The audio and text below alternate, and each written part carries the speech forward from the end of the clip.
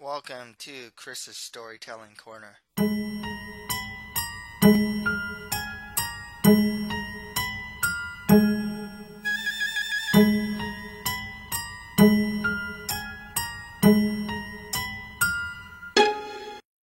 This is Christopher Moldong. Today I will do a movie review for Spider-Man Homecoming. Next time I will have a reading of The Underachievers, pages 3 to 5, have a manga review for Your Lie in April, volumes 8 and 9, and in 2 weeks have a movie review for Valerian and the City of a Thousand Planets. You can check out my author's website at www.chrismoldon.com. You can buy my first novel, a fantasy adventure called The Mustard Prince in the Condiment Kingdom, for $4.99. Also for $2.99, you can buy my short story collection of 10 short stories in the horror, fantasy, and realistic fiction genres. Follow me on Twitter and retweet my stuff, and check out my author's Facebook page. Links to all these will be provided on the description. Don't forget to subscribe, share, and comment to this channel if you're on YouTube, or follow, share, and comment on this channel if you're listening to this on SoundCloud. If you're listening to this on iTunes or Stitcher, please rate, review, and share this channel. So the way that this is going to work is I am going to give a recap of Spider-Man Homecoming, including spoilers. So if you haven't seen the movie yet, probably not the best idea. If you don't want anything spoiled for you, not the best idea to listen to the recap. I'm just going to reveal the whole movie.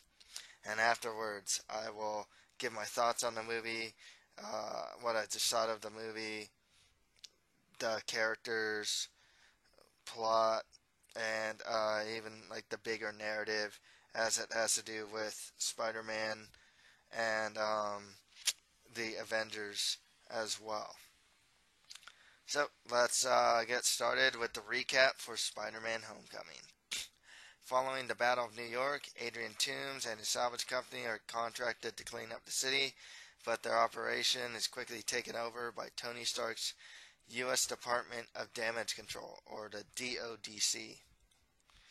He's driven out of business and is pretty much enraged by that, so Toomes persuades his employees to keep the Chitauri technology that they scavenged and use it to make more advanced weapons and sell them on the black market. We jump to 8 years later. Peter Parker is drafted into the Avengers by Stark to help with the Civil War, but Parker resumes his studies afterwards when Stark tells him that he's not quite ready yet to become a full Avenger. Parker quits his Midtown School of Science and Technology academic decathlon team so he can spend more time focusing on the Stark internship. But it's pretty much just a cover for his crime-fighting activities as Spider-Man. One night, he prevents criminals from robbing an ATM. These criminals had advanced weapons from Toomes, those alien weapons.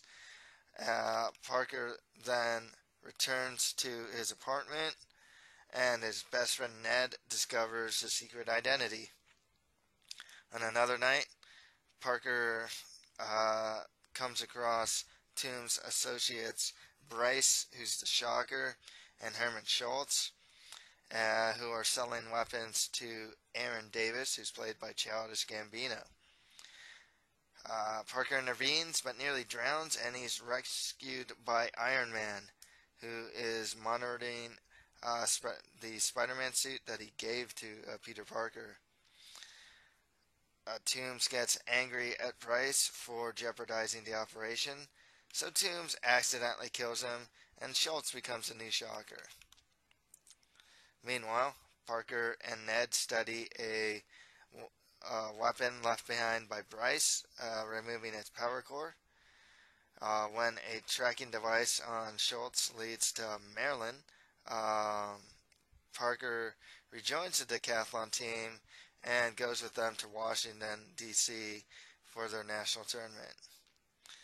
Ned and Peter disable the tracker that Stark put in the Spider-Man suit and unlock all of its secret features. Parker then tries to stop Toomes from stealing weapons from a DODC truck, but is overpowered by him and trapped inside the truck. Toomes is also, at this time, he's the Vulture. Uh, because of this, though, Peter misses the decathlon tournament. He also discovers that the power core that he took early on was an unstable Chitauri grenade, and Peter then tries to go to the Washington Monument where that core explodes and traps Ned and their friends in an elevator because the core was actually in Ned's like jacket or like in his pocket. Parker saves his friends. One of them is his crush, Liz. So they return to New York City. Peter persuades Aaron Davis to reveal Toomes' whereabouts and tries to interrogate him in a very comically bad way and that he needs to improve upon. He then confronts Toomes and his associates at the Staten Island Ferry, and he captures the group's new buyer, Mac Gargan, while Toomes escapes after a malfunctioning alien weapon pretty much just shoots indiscriminately and tears the sphere in half. Uh, Iron Man comes in, helps Peter save the passengers, and they pretty much go off, and he just gives it to him. You know, just tells him how it is and admonishes him for being reckless, not thinking irresponsible and whatnot. And then he takes the Spider-Man suit away. Peter then returns to his normal school life, and he actually asks Liz to go to the homecoming dance with him.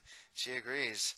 The night of the dance, Peter learns that Liz is Toomes' daughter. He also figures out that Toomes, after speaking with Liz and Peter, actually figures out that Peter is Spider-Man, and he threatens to kill him if he interferes with his plans, but actually does not kill him right then and there, which is in the car, because he saved his daughter's life.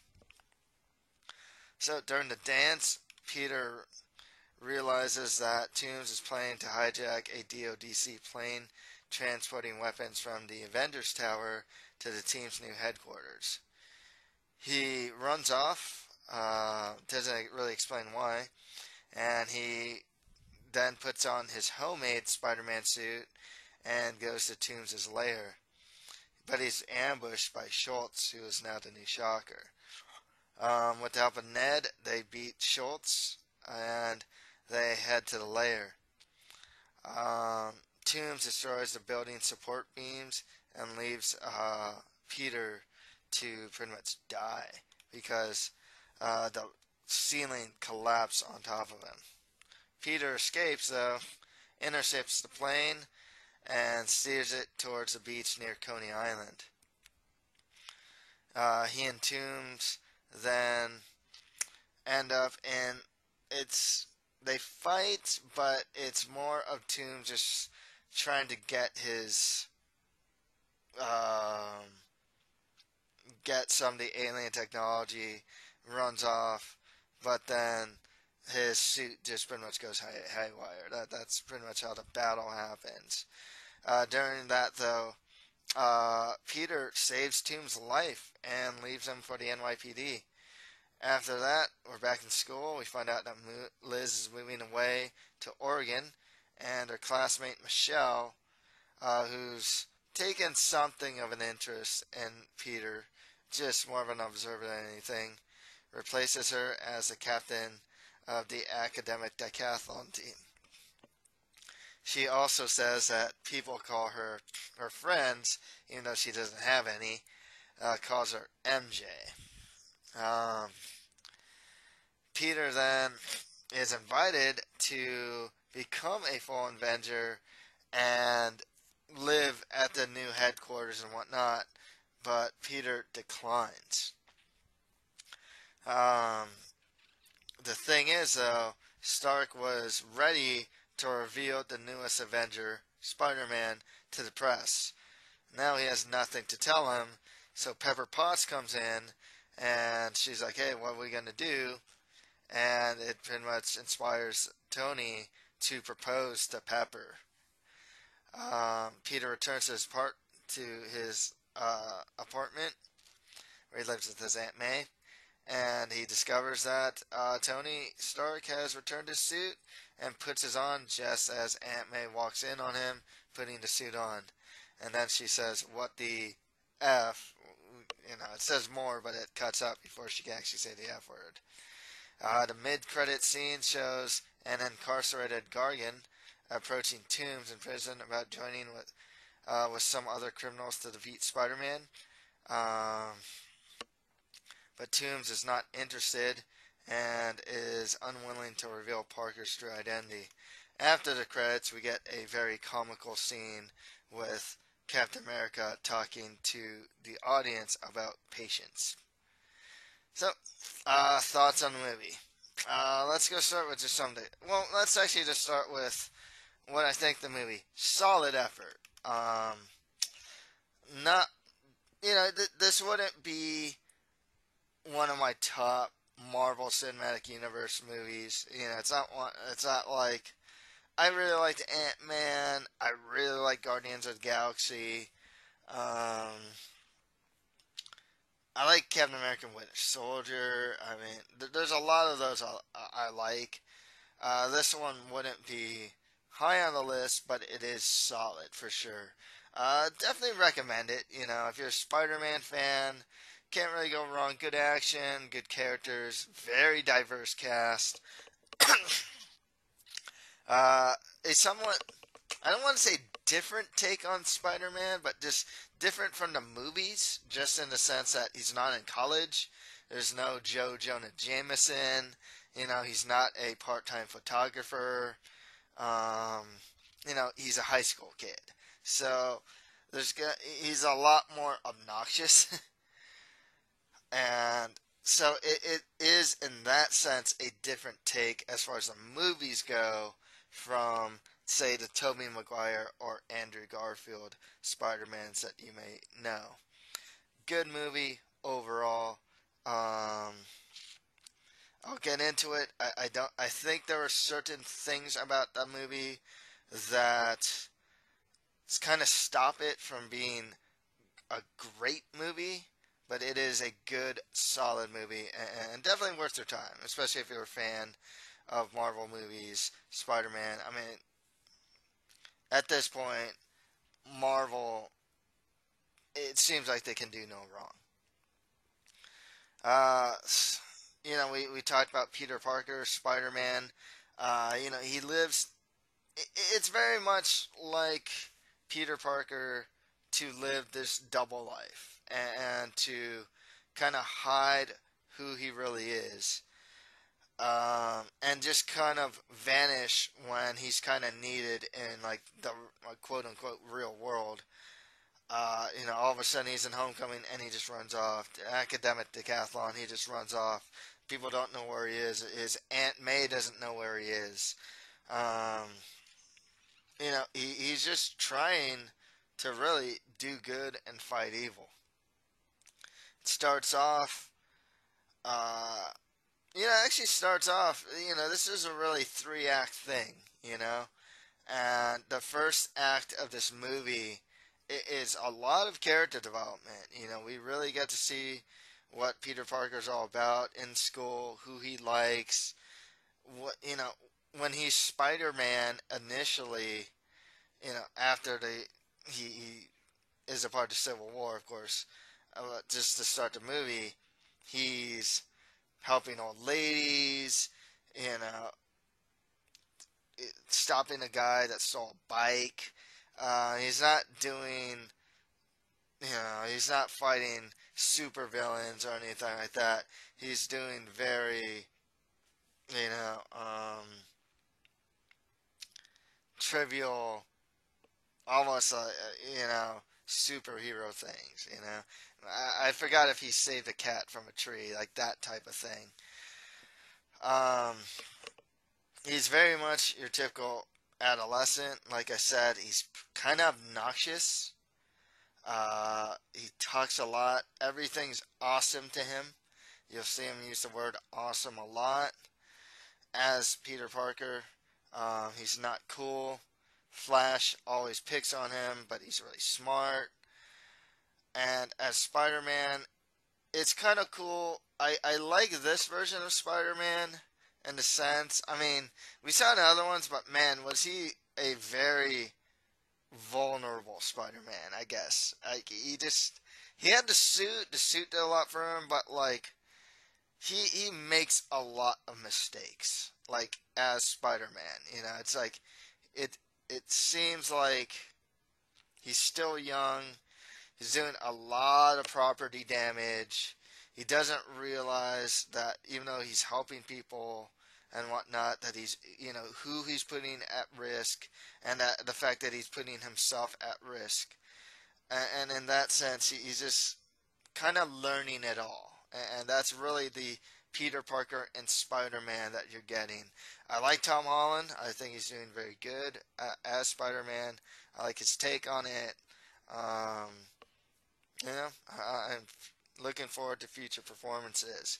His villain, the villain of this movie, was actually one of the more,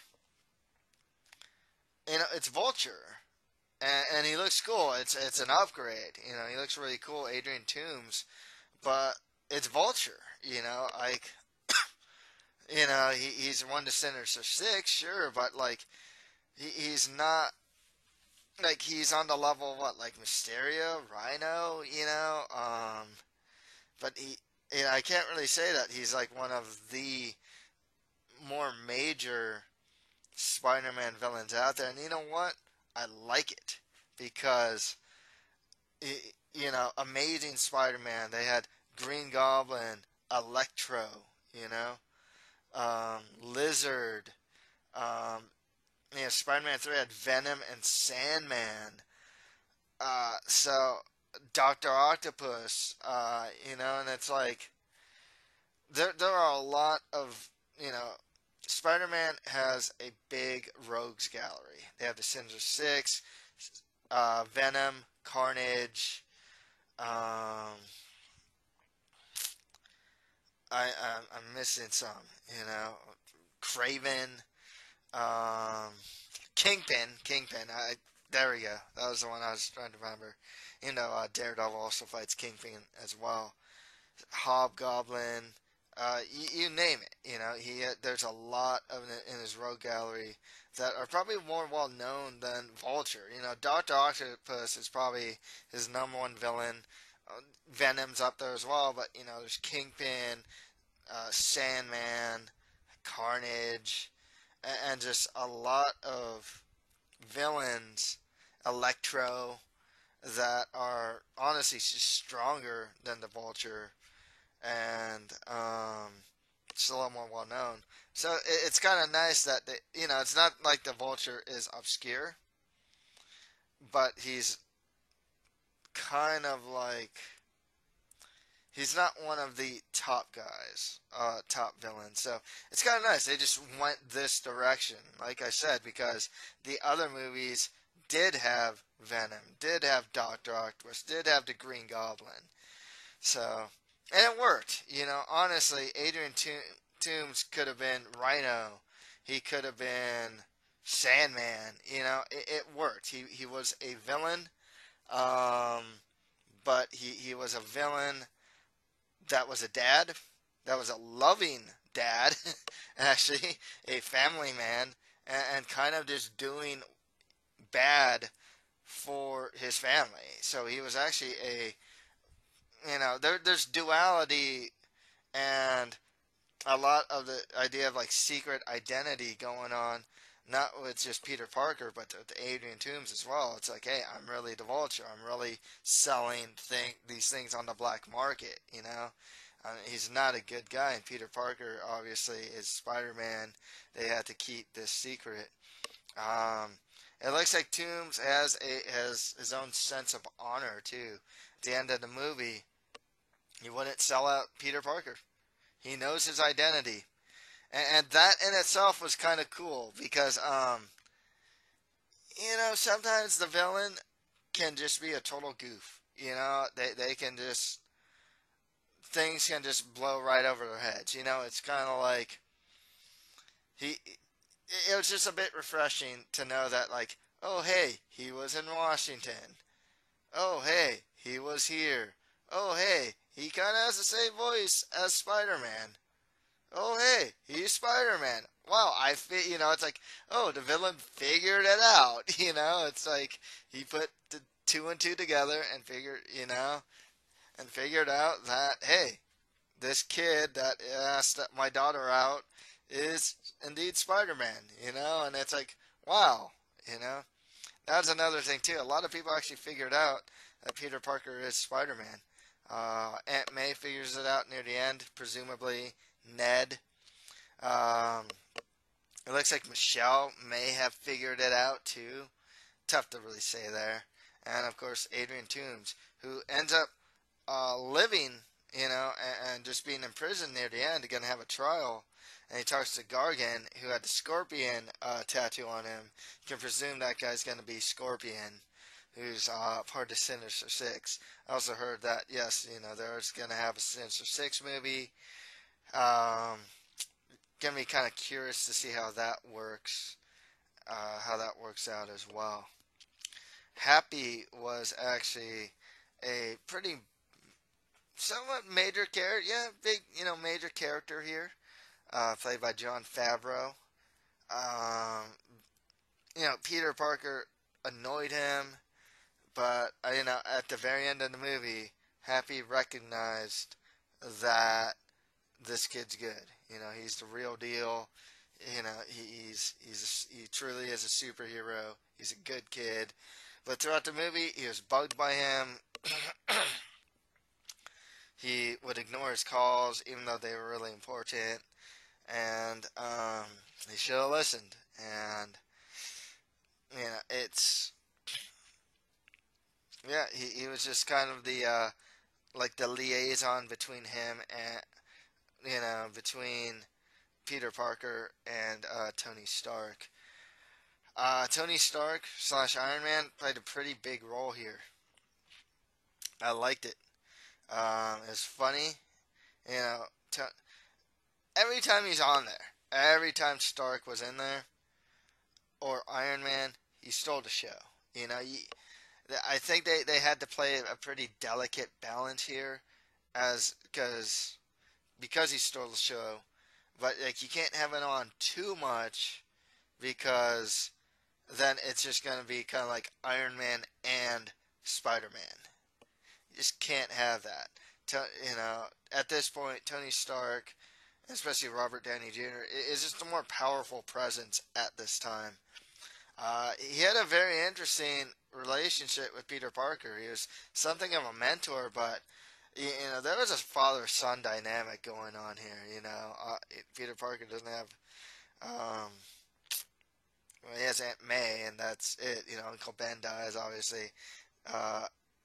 But yeah, his father's not in his life, and Tony Stark is pretty much that father figure. I mean, Peter Parker says, "I just wanted to be you." Tony Stark says, I want you to be better." And it's like, it was very much a father-son thing. He lectures him, he's disappointed in him. When the fairy thing happened, it's just like, hey, if anyone died, it's on you. But if you die, it's on me. And it's just like, wow, and he even said it, dang, I sound like my dad. And it's like, yeah, they got this Tony Stark, Peter Parker, father-son thing going on. I haven't read enough comics to know if that relationship was there. I actually own Civil War, and I know they know each other. But I don't really know if that dynamic actually exists in the comics, or if it was prevalent as it is in this movie. I like that though. I really like that. Got to see Captain America a bit. He was just on the television screen. He is pretty much in that world the norm of morality and whatnot, and gave us a big surprise at the very end after the credits, which had me and whoever was left in the audience watching after the credits, um, gave us some comedy as well. Other characters, we saw Michelle, who's MJ, played by Zendaya. Kind of this loner, no friends. Seems to have taken something of an interest in Peter Parker, but I don't know if it's love yet. Okay, so apparently from what I read, she's not Mary Jane Watson. Even though her initials are MJ, I don't know what that's about. I'm going to assume she's going to be the future love interest of Peter Parker. For now, though, she was just kind of like this independent, lone wolf, very aloof uh, girl that probably will be a love interest later on. The love interest with was Liz. I'll say this now.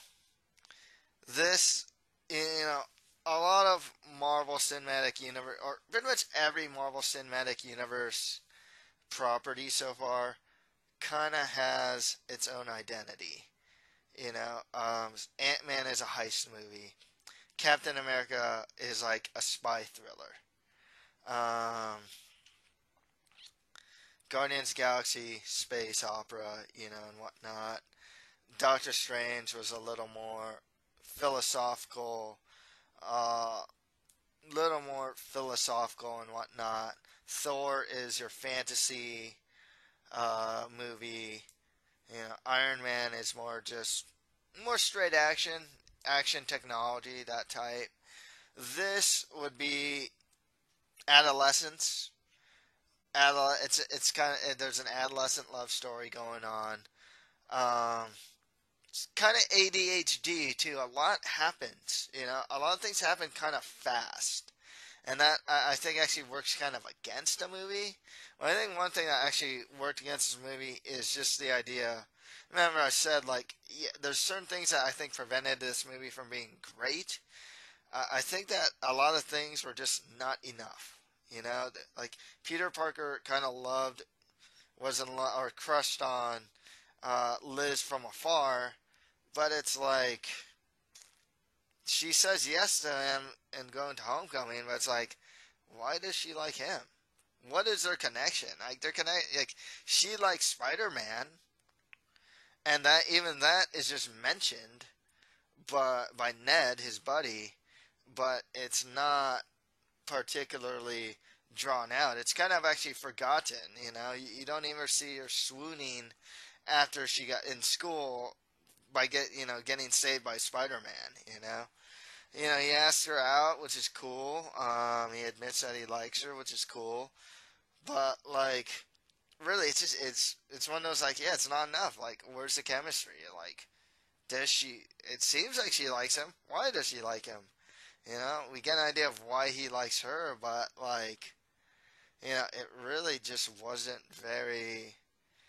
Like I said, it's just not enough. I think they could have probably did a little more with Aunt May too. Um, he kind of goes to her for advice. We didn't really get to see her struggle enough. It's kind of like she does mention, it's like, I know you're out all the time and this and that, and it's like, it's like she's like a single mom, but we don't, it's just, we know she's struggling with the situation, and then with Peter, going off on his own and whatnot, and just Peter kind of growing and whatnot, but it's like, if you want to get a little more humanistic and a little more with Peter Parker, his relationship with Aunt May is a pretty big thing. I thought they could have just done a little more with that. Um, they didn't have, they didn't have too much. They had some, but I don't think they had enough of that adult humor. on, you know, that like hidden adult humor that you'll see in like Shrek or other like kid movies and whatnot. Um, you can tell that this movie was made for the audience, for like teens and whatnot. But you know, adults are gonna watch this movie, and a lot of times, you know, adults will go with their kids and whatnot, and sometimes they know that, hey, let's insert some like quote unquote like adult humor, just, you know, jokes that only an adult would understand. They didn't have a lot of that. It's some, but once again, it's not enough, and that's my. I think that was the biggest problem for me personally. Why this wasn't one like a great. You know, don't go. It was a good movie, solid effort. You know, I like the characters. It's real diverse, man. Ned is like, you know, this nationality, you know, ethnicity.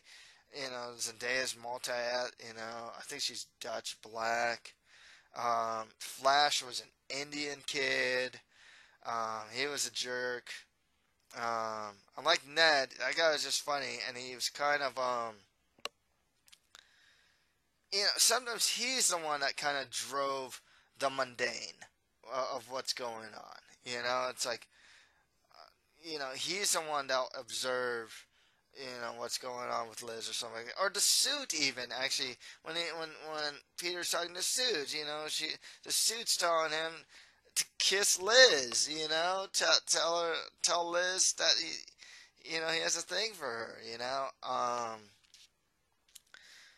But once again, it's like, it's just there just was a case of like, it's still not enough, you know, just that really put it to, from like good solid, you know, a B to an A pretty much. You know, it's a solid B plus even, but you know, I can't really put it as an like, it's a solid A grade. Um, that's not to say that, you know, it's not worth watching. It is definitely worth watching. Um, and as far as what's next, Sinister Six is, I hear, gonna be a thing, and from the mid credits, you know, thing going on, um, I'm sure that, I don't know if they'll have their own standalone movie or whatnot, but you can bet that the Sinister Six are gonna get involved next time around. Uh, yeah, I'd like to see someone like a Doc Ock or something like that be the prevalent villain in the movie, just because, you know, he's one of the main villains of Spider-Man. As far as the greater Avengers story in the Marvel Universe goes, obviously he interacted a lot with Tony Stark. Um, this movie had to do with the Avengers, and or not really the Avengers per se. Oh, yeah, you know, he wanted to be an Avenger, you know, a full Avenger. By the end, you know, he actually declines, and a very mature move from him. Then we got the you know, big surprise with like Tony proposing to Pepper and whatnot. I thought they broke up, you know, so that was kind of a weird thing. I guess they got back together, not explained, but as far as, you know, it's there. The Avengers are there. You know they exist. There's their headquarters. They're moving to new headquarters. That was a big thing. Um, so their presence is always kind of felt, even if it's not, even if they're not always there. Um, I don't really know how the next movie would tie into the Avengers. I'd assume that Spider-Man is going to be in the Avengers Infinity War, but and for the most part, it's Spider-Man. He has a lot of villains. Um, for the most part, he can just do stuff more standalone. He doesn't need the Infinity Rings or the Infinity He doesn't need to really be involved with that per se. He can help out the Avengers, but you know, he's always been a standalone guy, anyways. You know, it's he has his own thing. He has the school. He's got his love life going on. Um, and working or doing the Spider-Man thing when he has time, and that's enough for um, to just work by itself. So that's all for today. If you like this, don't forget to subscribe, share, and comment to this channel if you're on YouTube, or follow, share, and comment on this channel if you're listening to this on SoundCloud. If you're listening to this on iTunes or Stitcher, please rate, review, and share this channel. Thank you for listening to this movie review. Next time, I will read The Underachievers, pages 3 to 5, have a manga review for Your Lie in April, volumes 8 and 9, and in 2 weeks, a movie review for Valerian and the City of a Thousand Planets. Thank you, and until next time.